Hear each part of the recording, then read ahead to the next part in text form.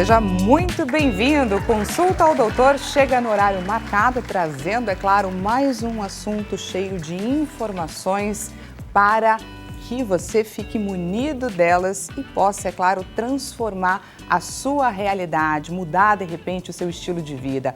Hoje o Consulta ao Doutor se propõe, gente, a conversar a respeito do câncer de início precoce. Afinal de contas, os diagnósticos eles têm crescido na população com menos de 50 anos de idade. E o Consulta ao Doutor se propõe a descobrir, é claro, quais são os motivos por trás desse aumento. Nós queremos saber, é claro, se isso diz respeito a uma mudança no estilo de vida, se estamos falando com relação à alimentação, à privação do sono, ou então se é por conta da população estar sendo mais exposta, de repente, a produtos químicos, à poluição do meio ambiente, ou se isso simplesmente diz respeito a uma taxa de rastreio, que eleva, é claro, a quantidade de diagnósticos que estão sendo feitos. A gente propõe, é claro, esse debate e te convida a participar com a gente. Se você conhece alguém a quem esse nosso tema possa interessar, nós estamos em transmissão ao vivo pelo site www.hittv.com.br. Então corre lá, pega o seu celular e compartilha com essa pessoa a quem você considera que o nosso tema de hoje possa interessar. Fora isso, te convido a fazer parte, é claro, da nossa conversa. Envie a sua dúvida, o seu relato pelo 0 operadora 11 3337 5886. Afinal de contas, é como eu sempre digo aqui, este programa é feito para você, mas também por você, combinado? E nós temos a nossa clássica enquete acontecendo neste exato momento lá no nosso Instagram. Diretor, coloca pra gente, por favor, a nossa enquete de hoje. Corre lá no @consultaaldoutor. Como reduzir os casos de câncer na população mais jovem? Basta aumentar o acesso aos serviços de saúde? Na sua opinião, você considera que essa é a alternativa mais importante? Educar sobre os riscos do consumo do álcool e também do tabaco, ou promover campanhas sobre alimentação saudável? O caminho melhor é a conscientização. Entra lá e contribua com a sua participação, combinado? Estamos aguardando por ela. E, gente, antes de dar início ao nosso tema de hoje nós trazemos mais um episódio daquele nosso quadro que se propõe a entender melhor a respeito das notícias a que somos bombardeados todos os dias. E aí eu te pergunto, olha só, queria saber, você tem acompanhado, gente, as notícias que têm saído aí na mídia a respeito de pessoas que têm ingerido cápsulas com ovos de tênis? Pois é, isso mesmo que você ouviu. Ovos de parasitas com o objetivo, gente, de emagrecer. Pois é, a nossa população, infelizmente, está aderindo esse caminho e quem traz conhecimento para a gente é o doutor Adnei Neves. Ele é gastrocoloproctologista e ele alerta, gente, que a ingestão desse tipo de pílula, que tem sido, infelizmente, vendida naquela chamada dark web, pois é, leva a um adoecimento e não a um emagrecimento. Vamos conferir então no quadro Visão do Doutor.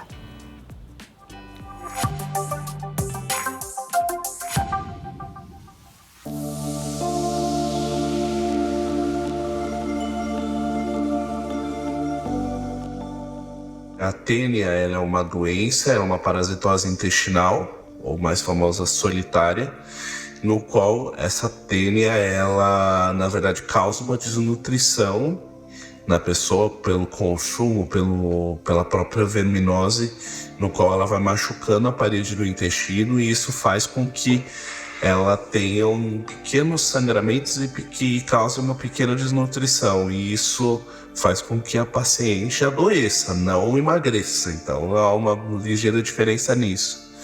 E essa tênia, ela gera os ovos e esses ovos, quando eles são ingeridos e não tem um intermediário, que no caso seria o porco ou o boi, dependendo do tipo de tênia, ele causa cisticercose, tá? Isso é algo extremamente grave. Então esses ovos, eles sendo ingeridos, eles podem cair no cérebro e causar uma doença que esse ovo ele cai no cérebro e ele causa uma inflamação e causa esse ovo ele é conhecido como se fosse um corpo estranho e esse corpo estranho pode gerar convulsões, algo extremamente grave. Resumindo, ovos de telha não é para emagrecimento. Emagrecimento é mudança de dieta, é exercício físico, é alimentação balanceada, sempre apoiado por um nutricionista, ter um nutrólogo, um endocrinologista para te ajudar a emagrecer. Não caia dessas tendências, que às vezes uma única tendência, algo de momento, pode te causar um dano para o resto da vida, um dano extremamente grave.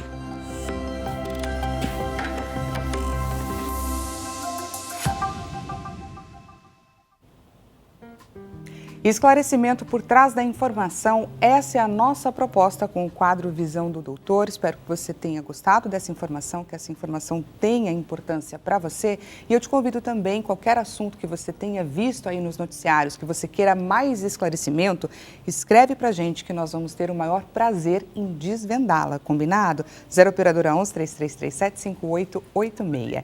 E, gente, vamos dar início então ao nosso tema de hoje, o câncer de início precoce, para a gente falar então sobre o aumento dos diagnósticos em idades cada vez mais jovens, infelizmente. Recebo e apresento a vocês o Dr. Luiz Tenório. Ele é oncologista intervencionista com especialidade em câncer de pâncreas. Seja muito bem-vindo, doutor. Obrigado, é um prazer. Agradecemos demais a sua presença aqui com a gente.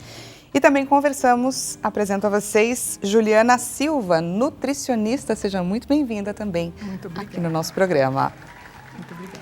E, gente, para dar início, então, a esse tema difícil, mas que é importante a gente olhar para essa realidade, infelizmente, queria trazer, já logo de início, um levantamento que foi feito por uma revista científica. Diretor, coloca para a gente, por favor, estes dados na nossa tela.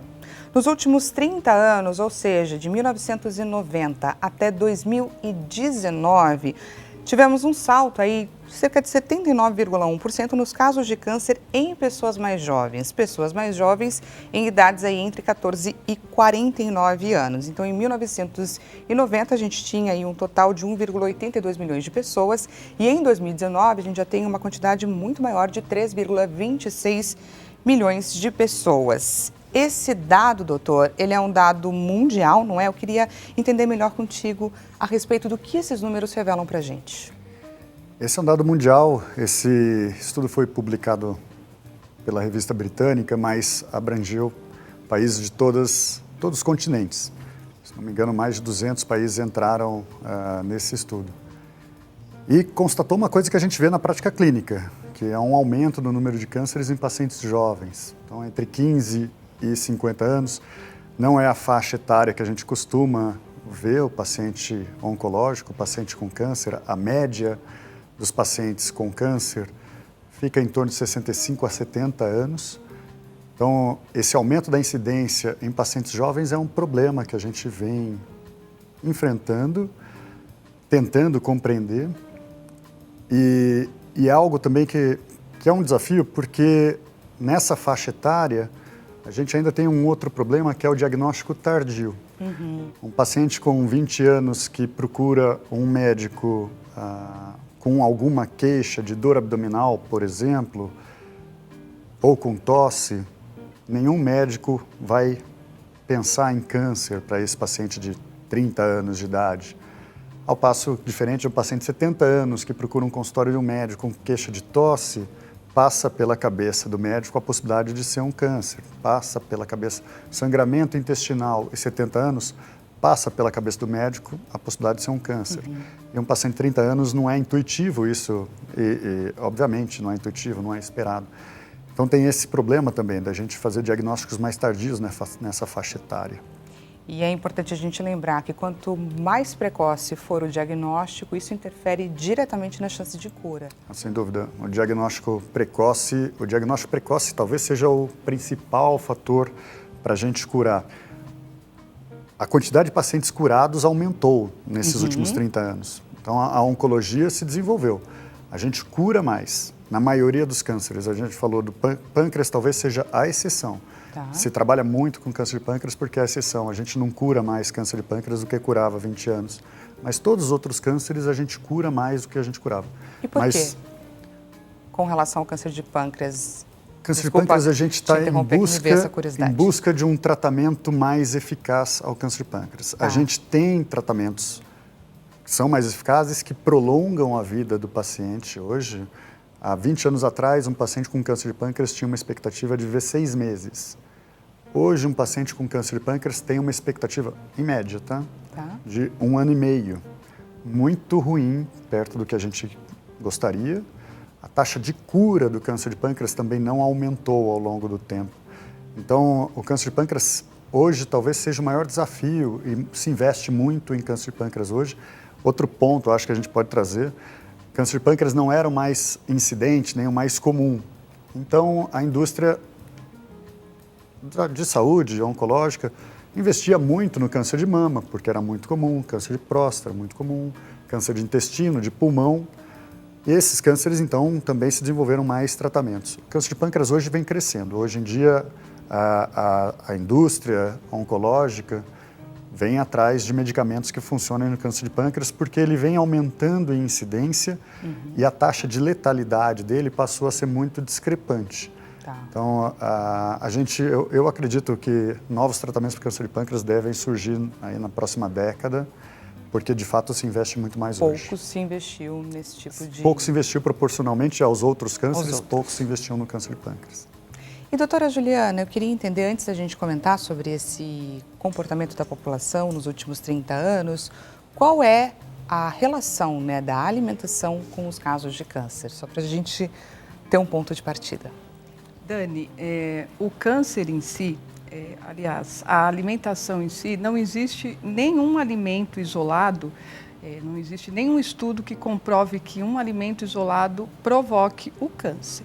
E sim, o estilo de vida. O câncer, nós sabemos que ele é multifatorial, entre o fator genético, fatores externos, mas também sabemos da importância de uma boa alimentação. Uma alimentação rica em vitaminas, em minerais, compostos bioativos, que são alimentos que que ajudam no processo, são antioxidantes e que ajudam no processo da cura. Mas isso não significa que o alimento cure, ele melhora as suas células de defesa. Então, hoje, quando pensamos no câncer, principalmente em jovens, sabemos que eles estão mais expostos à alimentação desregrada, fast food, o tabagismo, e tudo isso tem influenciado nesse aumento. Então, o que a gente consegue pontuar com relação a esse estudo que a gente trouxe, desses 30 anos, é que a gente tem um estilo de vida que precisa ser repensado. Exatamente. Antigamente, jogávamos, brincávamos na rua, a mãe ficava em casa e cozinhava. Hoje, o jovem, ele fica mais tempo só. E hoje as brincadeiras são sedentárias. Excesso de telas, mais tempo na TV, séries. Hoje não é obrigado fazer educação física nas escolas. Então isso também impacta. Apesar da OMS investir em estudos, na importância de se seguir o Guia de Alimentação Brasileira, infelizmente dentro de muitas casas isso não existe. Não é uma realidade. Tem algo muito importante que eu falo, quem vai ao mercado são os pais. Então é importante partir dos pais essa importância de ter alimentação saudável dentro de casa, à mesa, e orientar toda a família sobre os cuidados, porque o câncer está aí, vem avançando e os estudos, os novos estudos, eles nos assustam. Por isso que é importante, gente, trazer debates como esse. E debates como esse que vão instruir desde o papai e a mamãe e, consequentemente, os filhos. Dando continuidade aqui nesse estudo que a gente estava analisando, o diretor coloca para a gente a próxima tela, que vai mostrar para a gente quais foram os tipos de cânceres mais incidentes. Por favor, diretor. Então, nós tivemos em primeiro lugar o câncer de mama, em segundo, o câncer de intestino, em terceiro, próstata e, em quarto lugar, esôfago. Queria a sua análise, doutor, a respeito desses cânceres. Esses são, de fato, os cânceres mais comuns. Acho que no âmbito mundial, eu comento esôfago, talvez para a realidade brasileira perca um pouco a sua importância em termos de incidência, quando comparado a países asiáticos, mas mama, próstata e intestino acho que é inquestionável que são os cânceres mais incidentes. superando pulmão, né, intestino superando pulmão. Pulmão costumava ser o terceiro colocado, atualmente caiu, um pouco o reflexo das políticas públicas para diminuir o uso de cigarro. Acho que vale a pena, já que a gente está num ambiente informativo, lembrar os adolescentes que esses cigarros eletrônicos eles são tão ruins quanto o cigarro convencional. Para a gente não se iludir, achar porque tem um cheirinho ou um gostinho e porque é bonitinho e eletrônico isso não faz mal. No fundo é tão deletério. Há algumas pessoas, alguns médicos e pesquisadores que postulam que faça até mais mal do que o cigarro convencional. Então, acho que a gente deve só conscientizar todo mundo para se afastar do hábito de cigarro. 30% dos cânceres são relacionados ao cigarro. É o fator independente, é sem dúvida o pior fator, mais do que alimentação, do que qualquer outra coisa. Cigarro se for pegar um fator único, exclusivo, o cigarro é o que a gente deve se afastar e dessa forma a gente diminui a incidência de câncer em geral. Mas quando a gente olha, esses 3 tipos de câncer são de fato os cânceres que a gente mais se preocupa.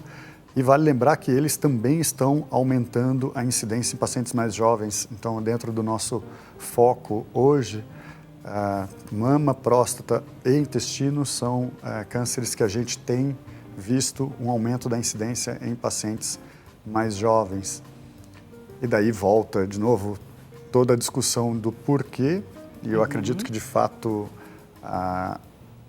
a dieta seja mas talvez colocar isso de uma forma mais ampla, como você mencionou, Juliana, o estilo de vida, né? A obesidade infantil, a obesidade na adolescência, o sedentarismo, a dieta, sejam esses fatores multifatorial. Você mencionou a questão de poluição, alimentos da gente estar exposto a produtos químicos, agrotóxicos e etc. Acho que deve ser um compilado de tudo. E todas as políticas que favorecerem combater esses critérios, combater o cigarro, a obesidade infantil e na adolescência, o sedentarismo, todos eles são bem-vindos para a gente conseguir tentar combater essa maior incidência do câncer em pacientes abaixo dos 50 anos.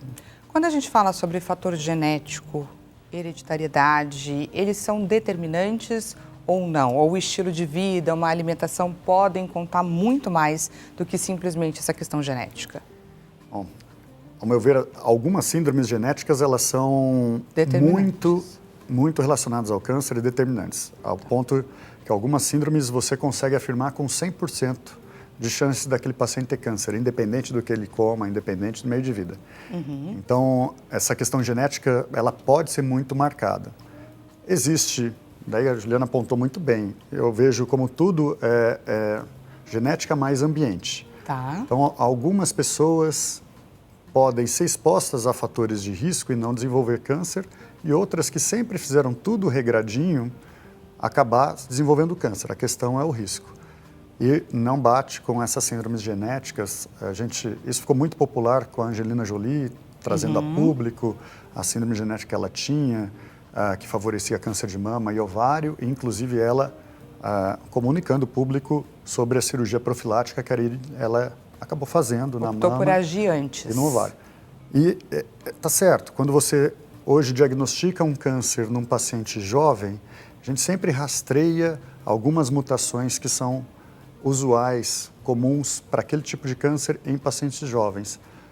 E quando você detecta essa mutação, você acaba rastreando toda a família. Então é importante não só para o paciente que se diagnosticou o câncer, é importante porque você pode rastrear toda a família e, se for o caso, ou aumentar o rastreamento, né? Você começa a acompanhar mais de perto, com mais exames, uma paciente que tem uma mutação. Tá. E, eventualmente, quando chega numa idade de 40 anos, 45 anos, você fazer cirurgias profiláticas, retirando toda a mama, retirando os ovários, por exemplo, para a gente se prender ao exemplo aqui da Angelina Jolie. Mas são algumas síndromes genéticas que podem ter associação.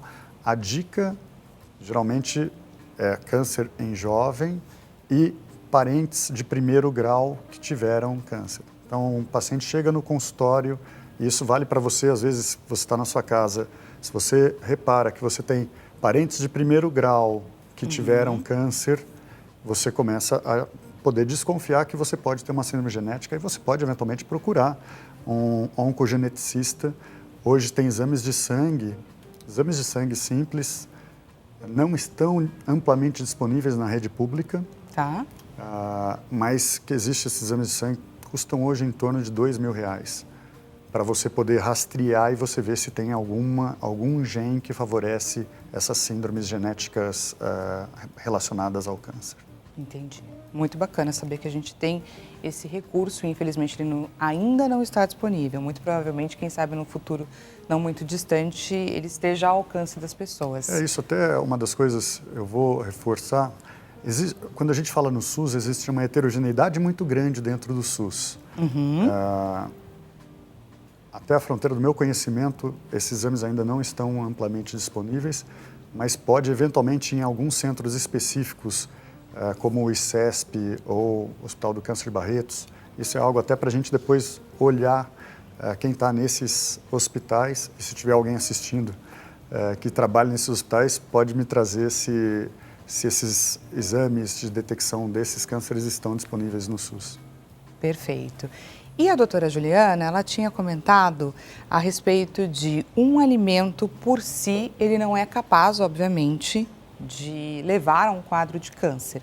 Mas é importante a gente entender a respeito de como a gente consegue mudar o nosso hoje, mudar a nossa forma de se alimentar para se prevenir, não é verdade? Buscando, é claro, uma alimentação saudável. Então, a gente preparou um quadro, a gente vai trazer aqui o alimento. Eu gostaria que, doutora, você pontuasse para a gente o que esse alimento representa, por que ele pode não ser muito bem recebido pelo nosso corpo, o que ele pode nos causar. Peço que o doutor traga para a gente, é claro, o olhar dele, qual tipo de câncer ele pode estar relacionado, para a gente trazer aqui caminhos que pode nos conduzir, é claro, a gente mudar o nosso hoje, pensando no nosso amanhã, combinado? Diretor, coloca para a gente a primeira tela. Então, a gente vai trazer aqui essa análise com relação aos alimentos e o câncer. Vamos começar por carnes processadas. As carnes processadas hoje, elas fazem parte de boa parte da população. Estamos falando de brasileira. salsicha, de bacon. Blanquê, peito de peru, bacon. E, infelizmente, as pessoas elas não têm essa conscientização. A carne processada, ela tem vários aditivos que mostram, em vários estudos, que podem sim vir a desenvolver o câncer, por conta da quantidade de sódio, gordura trans, totalmente prejudicial à saúde. E a qual tipo de câncer o consumo de carnes processadas está relacionado, doutor? Eu acho que o câncer de intestino acaba sendo o câncer que a gente faz uma correlação mais direta ao grande consumo, né? Eu acho que um dos pontos para a gente trazer é a questão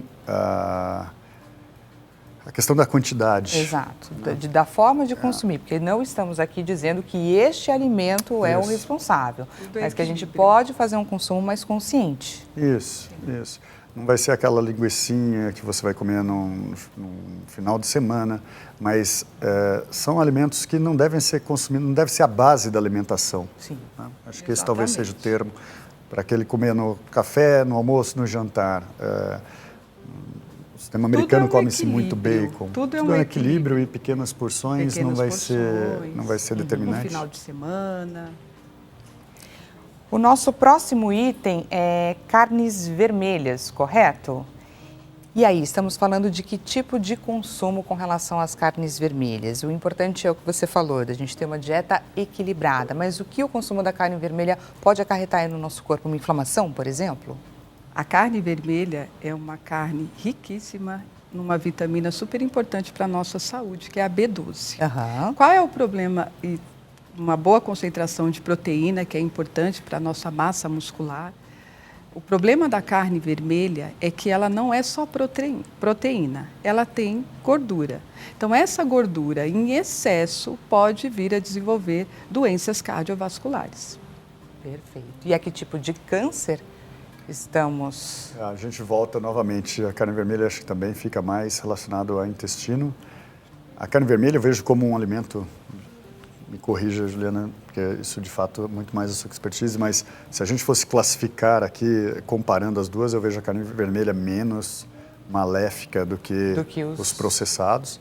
Né? A carne vermelha, você vai ter um espectro amplo. A população, eu acho que a gente deve ver a carne vermelha não como algo algo tão ruim quanto os processados. Os processados, acho que de fato tem que ser aquele que é um detalhe. A carne vermelha deve ser, obviamente, alternado com carnes brancas e com os vegetais e mais fibras, frutas. Ali a dieta. Né, para enriquecer a dieta. Mas eu já vejo um espectro diferente quando comparado aos processados. Né? A carne vermelha, dá licença um minutinho, doutor, eu sempre peço para o paciente, cliente, evitar quando ele vem de um infarto, de um AVC, mas... Por outras questões, não pela questão do câncer. Sim. Temos pergunta da nossa audiência. Por favor, diretor, perguntinha na tela. A pergunta é do Rafael, de São João da Barra, Rio de Janeiro. Rafael, antes de mais nada, seja muito bem-vindo aqui no nosso bate-papo. Boa tarde, Dani e doutores. Estou com manchas no corpo parecidas com impingir e está se espalhando pelo meu corpo. O que pode ser? Doutor, vamos ajudar o Rafael? O que é impingir? Desculpa, não vou conseguir ajudar o Rafael. Manchas no corpo...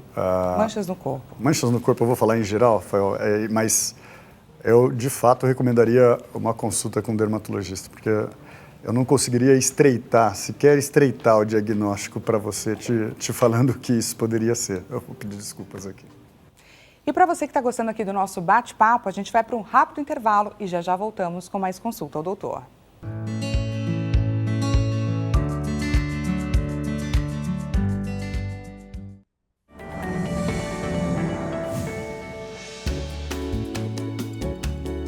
Olá, seja bem-vindo mais uma vez. Consulta ao Doutor está de volta. Caso você tenha acabado de chegar, nós estamos batendo um papo sobre câncer de início precoce. Se você conhece alguém a quem esse nosso tema possa interessar, nós estamos em transmissão ao vivo pelo site hittv.com.br. Corre lá e encaminha para essa pessoa a quem você considera que o nosso tema de hoje possa interessar. Também te convido a participar, é claro, do nosso bate-papo pelo 0 operadora 11 3337 5886. Traga, é claro, o seu relato, a sua dúvida para os nossos doutores. E temos enquete acontecendo neste exato momento lá no nosso Instagram, está em seus minutos finais, portanto não deixe de participar. Diretor, coloca pra gente a enquete na tela. Como reduzir os casos de câncer em jovens? Aumentar o acesso aos serviços de saúde ou, na sua opinião, precisa educar sobre os riscos do consumo do tabaco e do álcool? Ou então promover campanhas sobre alimentação saudável, trazer, é claro, também mais conscientização. Entra lá e participa. O Instagram é o @consultaaldoutor. Para você que chegou agora, vou te apresentar aqui os nossos doutores. Estamos batendo um papo com o doutor Luiz Tenório. Ele é oncologista intervencionista e também com a doutora Juliana Silva, nutricionista. Aproveito, é claro, para agradecer a participação de vocês nesse bate-papo riquíssimo que estamos tendo. No bloco anterior, a gente estava falando a respeito da importância da gente se conscientizar a respeito dos alimentos que a gente consome no nosso dia a dia. E a doutora Juliana pontuou muito bem para a gente que não é um alimento em específico, é claro que vai nos deixar com câncer, que vai nos deixar doente, mas é preciso que a gente entenda que as nossas escolhas de hoje podem sim interferir no nosso amanhã. E nós estávamos, é claro, observando alguns alimentos e eles estavam comentando um pouquinho para a gente sobre como esse alimento é recebido no nosso corpo e qual tipo de câncer que ele pode nos trazer se não consumido, é claro, de forma consciente. Então vamos seguir pelo nosso estudo aqui. Diretor, coloca para a gente os próximos alimentos que a gente ficou, é claro, de se aventurar a conhecer melhor e a entender o funcionamento deles quando ingeridos pelo nosso corpo. Alimentos fritos, as famosas frituras, que infelizmente a gente gosta, não é? Mas a questão é como consumi-los de forma consciente. O que esses alimentos causam no nosso corpo, doutora? As frituras, eu sempre gosto de enfatizar que ela não é proibida, mas ela deve ficar lá no cantinho. Porque um alimento, quando ele passa por esse processo de fritura, esse processo aumenta a quantidade de gordura trans do alimento. A gordura trans, ela está associada à incidência das doenças cardiovasculares, aumentando perfil lipídico, aumento de LDL, baixa do HDL, que é o bom colesterol, e nesse processo, o coitado do HDL, que é o bom colesterol, ele tem que dobrar ali o seu trabalho para retirar a sujeirinha que o aumento do colesterol ruim deixa nas artérias. Então é importante salientar que a fritura, ela pode até fazer parte da sua alimentação, mas de maneira equilibrada, não todos os dias. Eu sempre opto pelo grelhado. Tá. Cozidos, bem melhor. Assim você evita que as suas artérias sejam entupidas. Ficar comprometidas. Exatamente. E aí, doutor, o consumo de frituras pode levar a que tipo de câncer? O consumo de gordura está principalmente associado à obesidade. A pessoa que consome muita fritura, ela fatalmente vai acabar tendo sobrepeso. Aí, quando a gente vem para a obesidade, eu acho que é mais a obesidade do que propriamente a fritura que estaria relacionado a alguns tipos de câncer, que são aumento de insulina e de estrogênio. Então, você vai ter alguns, e no fundo a gente está falando de multifatoriais, câncer de estômago, câncer de rim, de bexiga, câncer de ovário, de endométrio, você pode ter associado a esse aumento do teor lipídico, aumento do nível de colesterol. Então, de novo, o problema maior de tudo isso que a gente está passando é, como você mencionou, porque são alimentos que são muito procurados, principalmente na fase da adolescência e juventude, né? Então a gente comenta isso que você comentou, que a gente adora as frituras, né? Os açúcares, que vai ser o próximo tópico, a carne vermelha, os processados. Eu fico pensando, por que não é o tomate, o alface, o brócolis, né, que dá câncer? Ia ser mais fácil de combater, né? Exatamente. E vamos então para o nosso próximo tópico, que traz aí uma reflexão para a gente a respeito dos açúcares e dos alimentos processados. Doutora. O açúcar em excesso, como todos já sabem, ele eleva a glicose. A glicose alta é a maior causadora de diabetes.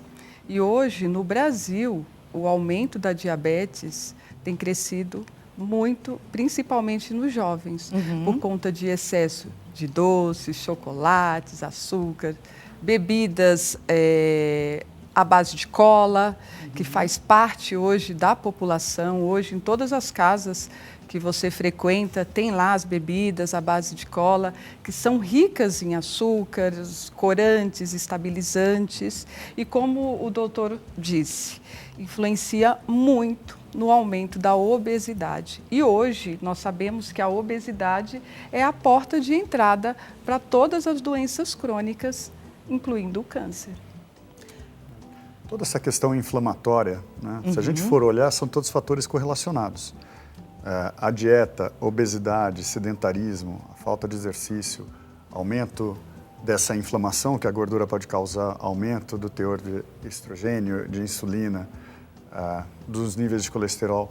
No fundo, as coisas estão todas relacionadas. Para a gente conseguir combater, você precisa basicamente reverter isso. Então, você ter atividades diárias de exercício ou caminhada.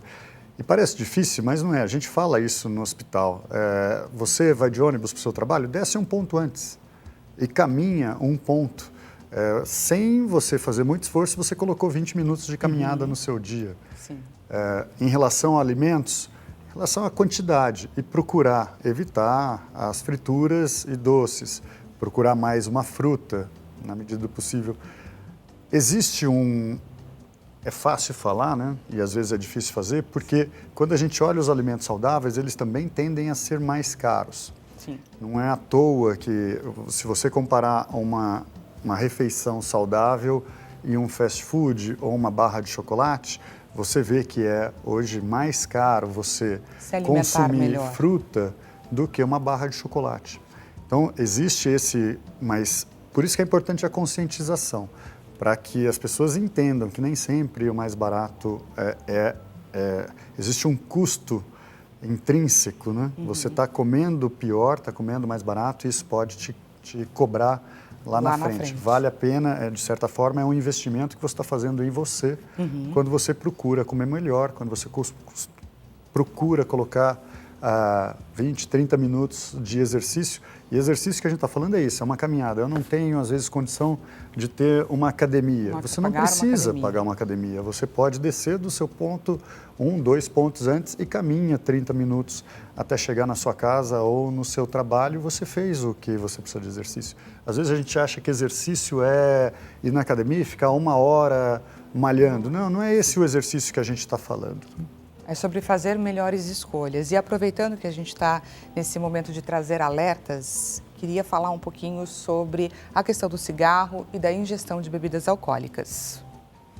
Infelizmente, hoje, principalmente na faixa etária de 14 a 22 anos, eu observo isso até mesmo como mãe de adolescente.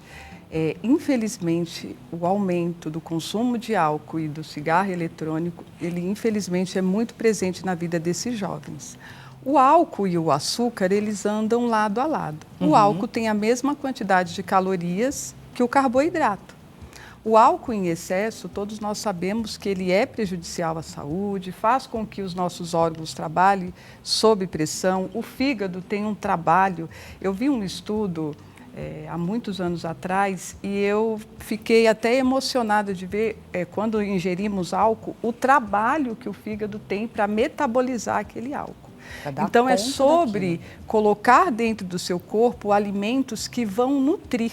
E hoje, o nosso país, que é um país rico e na diversidade de cores e sabores, é importante ter uma alimentação balanceada, equilibrada e colorida. Quando eu falo do colorido, Dani, o colorido é importante porque cada cor de alimento corresponde a um nutriente. Então, quanto mais colorido, mais nutrido o seu corpo estará. E quando a gente fala do consumo do álcool e do tabaco, são diversos tipos de câncer que estamos suscetíveis. Aí a gente está trazendo já o cerne do problema do câncer, isso já sabido há décadas.